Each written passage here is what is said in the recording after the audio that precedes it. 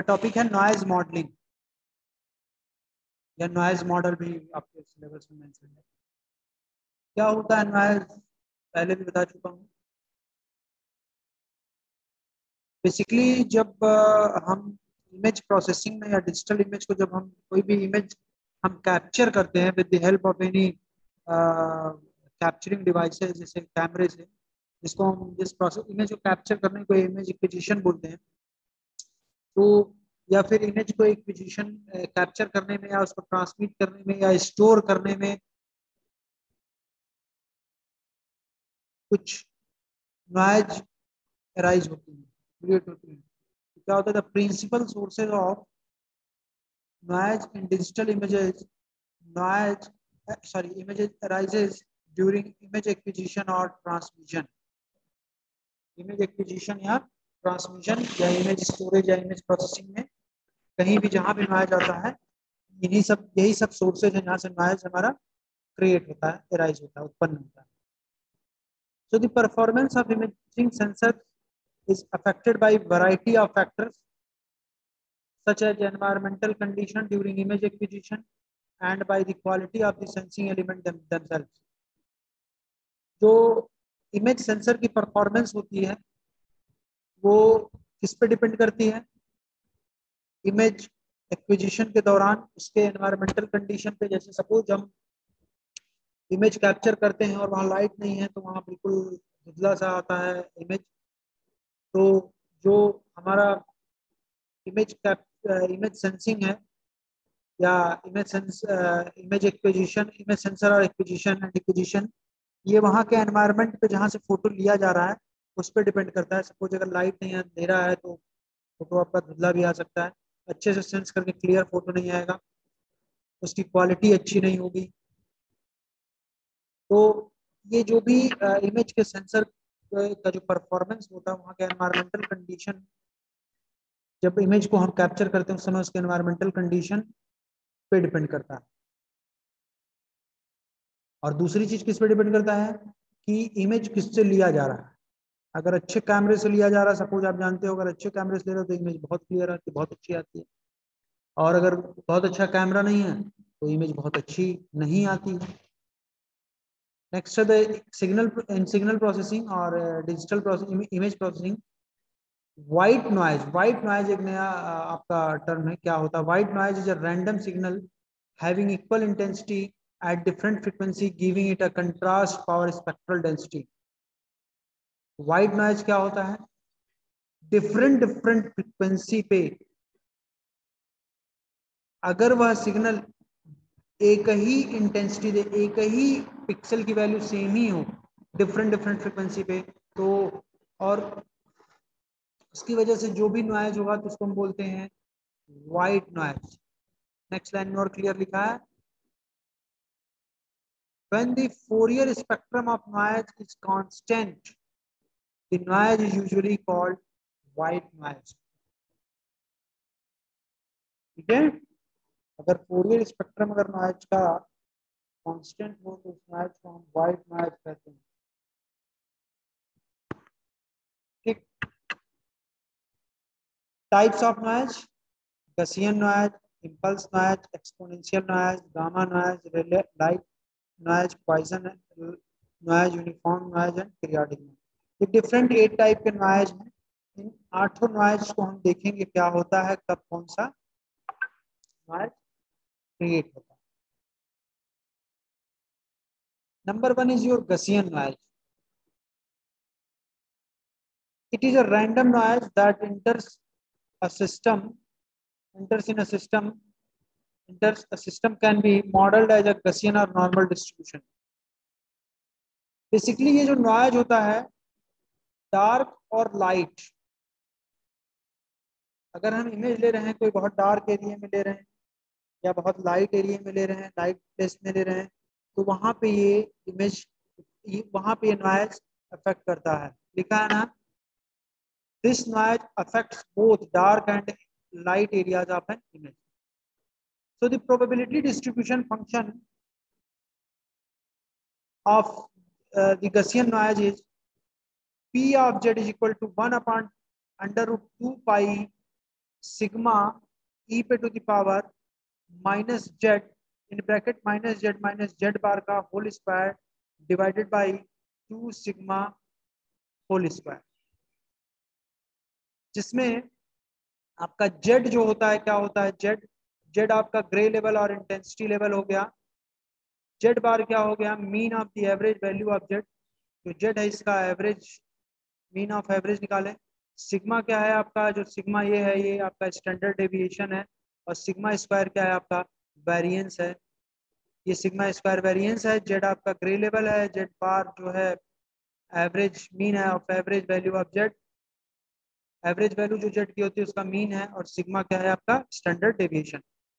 ये आपका क्या हो गया, गसियन नॉइज हुआ। ठीक है, ये डार्क और लाइट दोनों एरिया में इफेक्ट करता है नॉइज, और ये इसका प्रोबेबिलिटी डिस्ट्रीब्यूशन फंक्शन है। ठीक, इसके बाद हमारा नेक्स्ट है इम्पल्स नॉइज।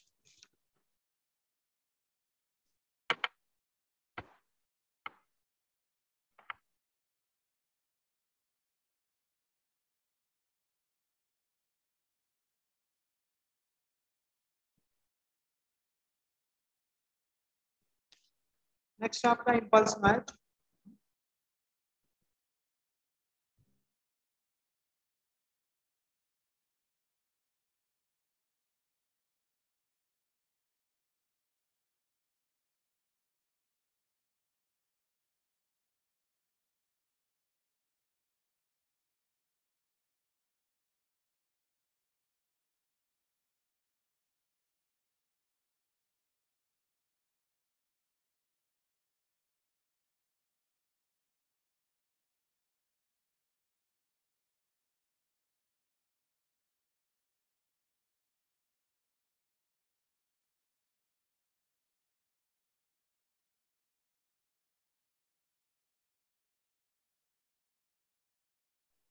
ये है आपका इम्पल्स नॉइज। क्या होता है, it is also known as salt noise और salt and pepper noise and binary noise. तो सॉल्ट नॉइज भी कहते हैं, सॉल्ट एंड पीपर नॉइज भी कहते हैं, या फिर बाइनरी नॉइज कहते हैं। कब ये नॉइज होता है, it occurs mostly because of sensors and memory problem due to which pixels are assigned incorrect maximum values. ये नॉइज तब उत्पन्न होते हैं जब सेंसर और मेमोरी की प्रॉब्लम होती है, तब ये नॉइज क्रिएट होते हैं, जिसकी वजह से जिसमें क्या होता है, जिसकी वजह से पिक्सेल्स जो होते हैं इनकरेक्ट मैक्सिमम वैल्यू असाइन करते हैं। And the probability distribution function of impulse noise is given by this, इसको बाइपोलर भी बोलते हैं। P of Z is equal to P of A when Z is equal to A, and PZ is equal to PB when the value of Z is equal to B, and if these two conditions are not satisfied, then PZ is equal to 0। अगर Z की value A है तो हमारा PZ is equal to हो जाएगा PA, अगर Z की value B है तो PZ इज इक्वल टू हो जाएगा PB, और इसके अलावा अगर कुछ और है तो वहां पे क्या हो जाएगा, 0 हो जाएगी वैल्यू। ठीक, इफ ईदर PA और PB इज 0, इन दोनों में से कोई भी अगर PA और PB 0 हो जाता है, then impulsive noise is called unipolar. वैसे तो इंपल्सिव नॉइज को हम बाइपोलर भी कहते हैं, बट अगर PA या PB में से, या तो PA या PB, अगर इन दोनों में से कोई भी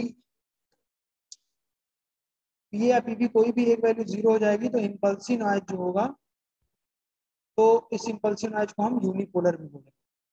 ठीक, इसके बाद एक बात है, इसको क्यों सॉल्ट एंड पीपर नॉइज कहते हैं, इसको देखिए।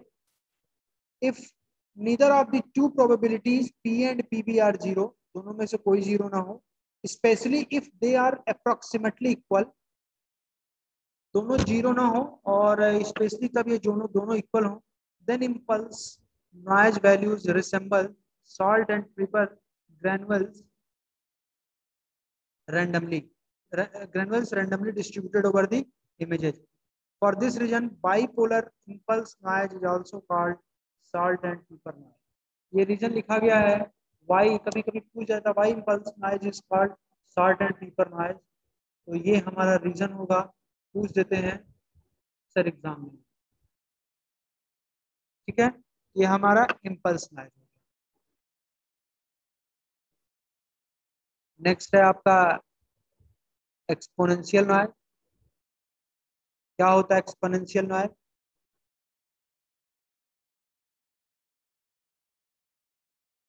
दिस टाइप ऑफ लेकिन नॉइज अकर्स किसी का पकाया काफी अच्छा नहीं लगता मुझे। नहीं मोस्टली। है जैसे बता रहे हो। याद रखिएगा, अगली बार याद दिला दीजिएगा।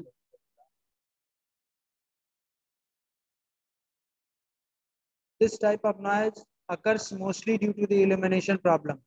एलिमिनेशन क्या होता है?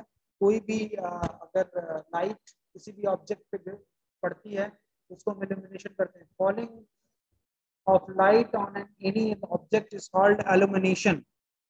So the exponential noise arises in the case of illumination problem, and this noise is basically observed in laser imaging. Laser से अगर कोई लेजर इमेजिंग में ये नॉइज अक्सर हमको मिलती है। नेक्स्ट क्या है? द पीडीएफ मतलब probability distribution function of exponential noise is given by PZ is equal to a पे to the power a dot e पे to the power minus a z for z is greater than और equal to 0 and if z is less than 0 PZ will be 0। ठीक है, ये दो condition दी गई हैं और दोनों कंडीशन के लिए पीजेड की वैल्यू दी गई है। अगर जेड की वैल्यू 0 या 0 से बड़ी है तो पीजेड हो जाएगा ए ई पे to the power minus a z, और अगर जेड की वैल्यू 0 से कम मतलब निगेटिव है तो हमारा पीजेड इज इक्वल टू क्या हो जाएगा? 0। ए हमेशा आपका 0 से बड़ा होगा, मतलब हमेशा पॉजिटिव इंटीजर होगा। The mean z bar and variance sigma square of the density function are this. हमारा एक्सपोनेंशियल नॉइज में मीन जो होता है जेड बार 1/a और variance sigma square 1/a square होता है। सो this is your exponential noise.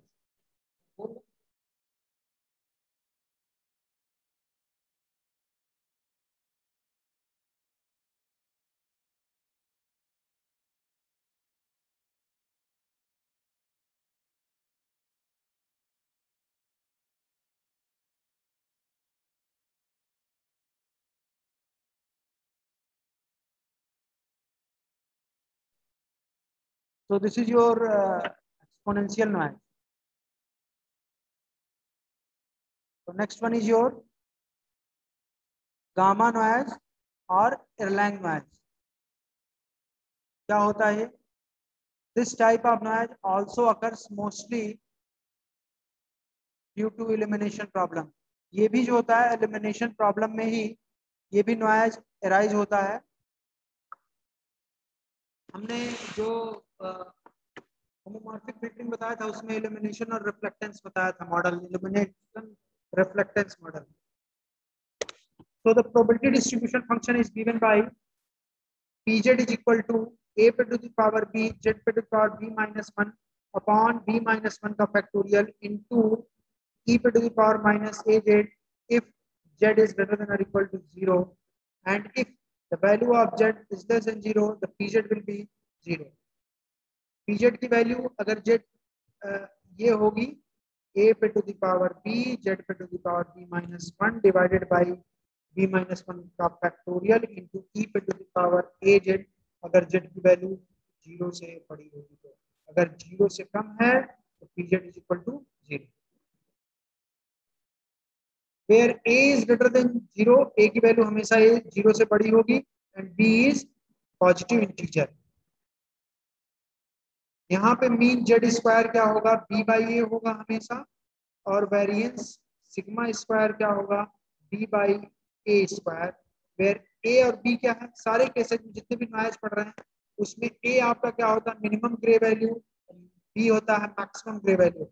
मतलब मिनिमम पिक्सल जितने भी हैं, पिक्सल जितने भी इमेज में है उसमें मिनिमम वैल्यू किस पिक्सल की है वो a बताता है, a होता है, और जिस पिक्सल की वैल्यू सबसे ज्यादा होती है वो होता है पी। ये सिंपल ए और बी जो भी डिफरेंट डिफरेंट नॉइज में हम यूज कर रहे हैं वो यही।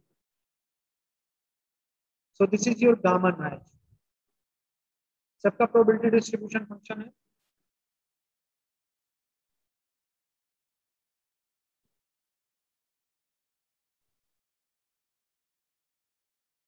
So this is ray light noise.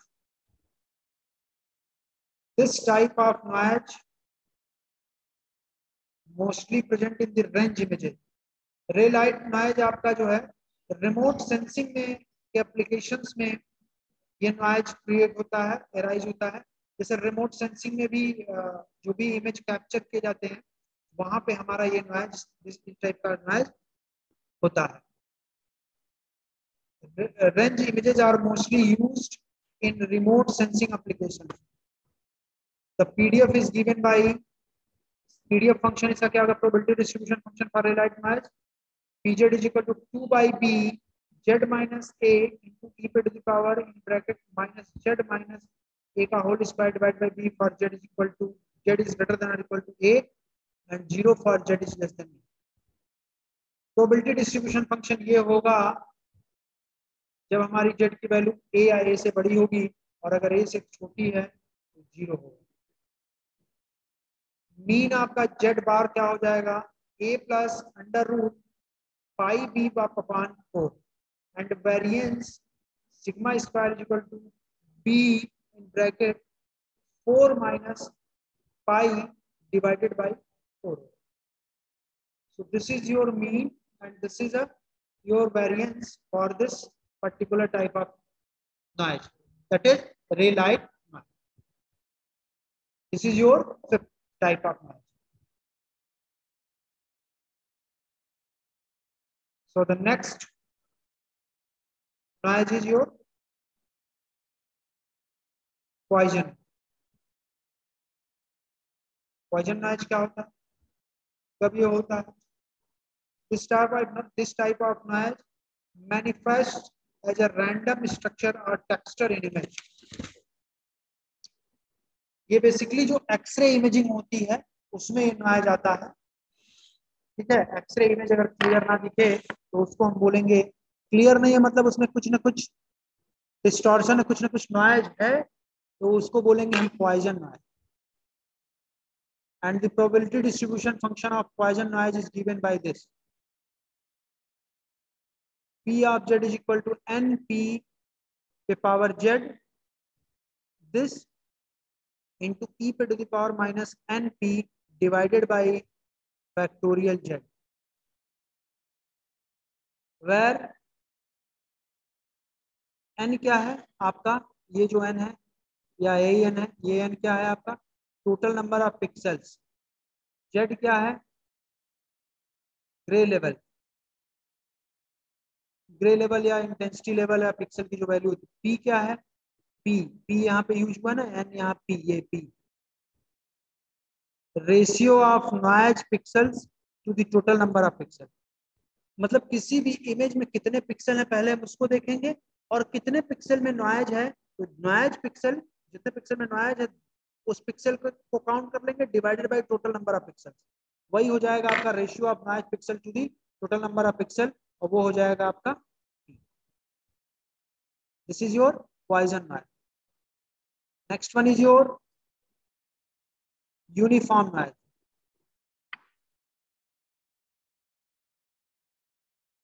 It is also very popular noise which occurs in image where different values of noise are equally probable, and this noise occurs due to quantization noise. Quantization में अगर के दौरान कोई noise create होता है तो उसको हम यूनिफॉर्म नॉइज कहते हैं। इसका भी प्रोबेबिलिटी डिस्ट्रीब्यूशन फंक्शन है। इसका देखिए probability distribution function, the PDF is given bye pz is equal to 1 upon b minus a for fx is vary from a to b। pz हो जाएगा 1 upon b by b minus a, अगर f of xy जो होगा a से b के बीच में very करे तो अदरवाइज 0 होगा। यहाँ पे मीन क्या होगा, mean that is z bar a plus b divided by 2